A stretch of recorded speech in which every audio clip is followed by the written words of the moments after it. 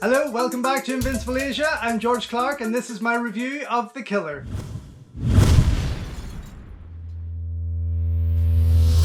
Initially called The Killer, A Girl Deserves to Die and adapted from the popular webcomic named The Kid Deserves to Die written by Bang Jing-ho, this 2022 action thriller is a lot of fun and definitely well worth checking out. In a nutshell, The Killer is a pretty simple tale that tells the story of a retired assassin, Bang Jang, whose wife convinces him to look after their friend's teenage stepdaughter, Jun-yi, while they take a short break away.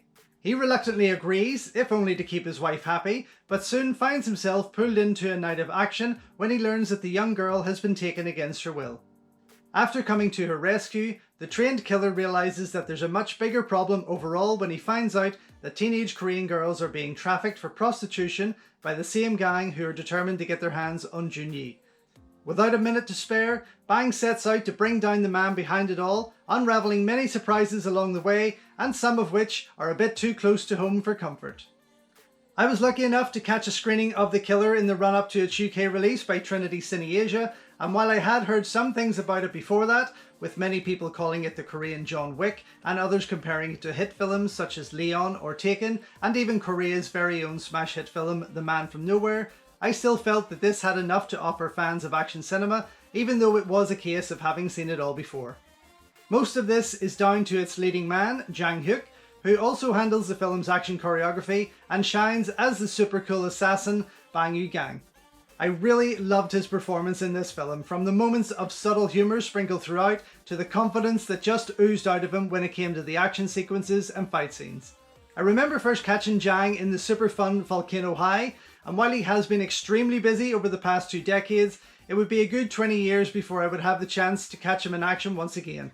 That film, of course, would be The Swordsman, the wonderful debut feature from director Choi Jae-hoon, the very same man behind this action hit, and a director that is fast proving to be one to watch considering the entertainment value of these 2 particular movies and his horror thriller The Hypnosis, which was sandwiched in between. Jang is joined by a pretty decent cast, with the great Bruce Caan standing out as the most enjoyable one on screen next to the star. Although he had previously worked as a bit player and stuntman on Hong Kong action films Gen X Cops, Gen Y Cops and The Medallion with Jackie Chan, I actually only caught wind of this talented fighter when he lit up the screen in the 2018 film Revenger on Netflix. In terms of action, that was a pretty incredible film and allowed Caan to really show what he was made of. Thankfully, in The Killer, we get to see more of that, with Caan playing Russian assassin Yuri, bodyguard of the movie's main villain. While the majority of the action scenes displayed involve Jang taking down plenty of minions in a host of well-designed, lightning-fast and brutal moves, fight fans will rejoice when it comes to the showdowns between him and Caan, most of which are definitely the highlights of the show and prove to be beautifully executed, with many of them often captured in a slickly designed single shot. They are joined by the popular actor Lee Seung-jun, who is recognisable from a host of K-dramas including Hotel de Luna, Mr. Sunshine and Descendants of the Sun, as well as films such as War of the Arrows, Heartbeat and The Admiral Roaring Currents. Here, Lee plays a cop whose introduction to Jang had me convinced that this was going to be a relationship similar to that of the cop and Frank in The Transporter, but I was very wrong. Son Hyun-ju from films such as Guns and Talks, The Devil's Game, Signal and The Hunt cameos as Jang's weapons provider and owner of the shooting range, while television actor Hong Soo-jun plays the perverted judge that finds himself at the end of Jang's gun. If I'm going to be honest, the only thing I really didn't like about The Killer was its title.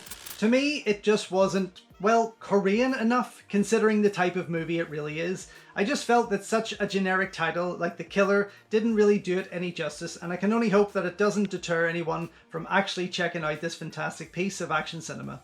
Although it won't win any awards for originality, it's fair to say that The Killer still offers a lot of positives, from its performances and slick action sequences to its cheeky humour and tidy cinematography.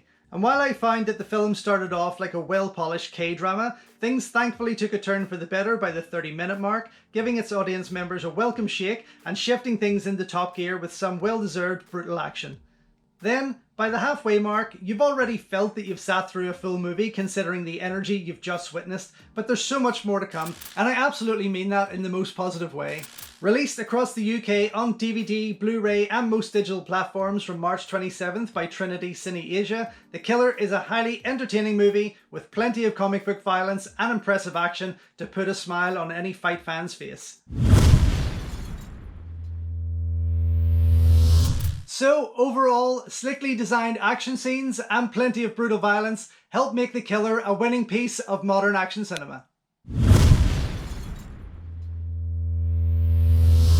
So thank you once again for watching another video here on Invincible Asia. Don't forget you can check out hundreds of others here on the channel. You can also show your continued support by heading over to my new merch store or by checking out invincibleasia.com, where you can read my full movie reviews and follow me on Instagram @InvincibleAsia. Until next time though, enjoy your Kung Fu and I will see you soon.